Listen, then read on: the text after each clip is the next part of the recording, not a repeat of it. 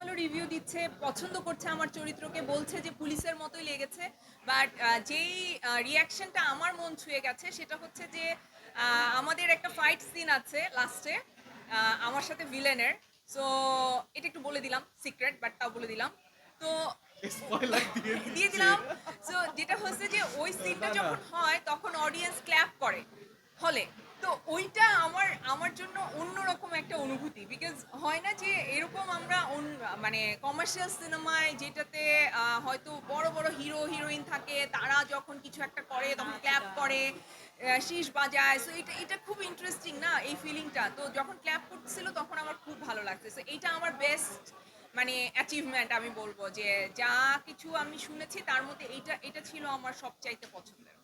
পূজা, এবার একটু আপনার কাছে জানতে চাই, আপনি যে রিয়েলিটি শোতে ছিলেন সেখানে আপনি মোস্ট কনফিডেন্ট ও, ক্যারেক্টার ছিলেন, কিন্তু এশা মার্ডার নিয়ে কতটুকু কনফিডেন্ট কাজ করেছে, হলে আসার পর সেটার বাস্তবিক চিত্রটা কি দেখছেন? আচ্ছা, আমি লাক্সে ছিলাম 2018-তে। এরপর আসলে 7 বছর কেটে গিয়েছে। তো আমি আসলে কনফিডেন্ট হয়েই এশা মার্ডার করেছি। আমি যদি কনফিডেন্ট না হতাম এশা মার্ডার করতামই না। এবং আমার খুব ভালো লাগছে, অডিয়েন্সটা বের হয়ে বলছিল, আমার নাম তো সবাই ভুলে গেছে। ইনফ্যাক্ট আমাকে হ্যাঁ, বলছে অনেকে, আমি এশা আসলে ভালো নতুন, করেছে, হ্যাঁ, হ্যাঁ। সবাই আমাকে বলছিল এশা ভালো করেছে, নতুন মেয়েটা ভালো করেছে। তো আমার ভালো লাগছে, আমার নাম চেঞ্জ হয়ে গেছে। এটা আসলে বড় প্রাপ্তি। যখন অভিনয়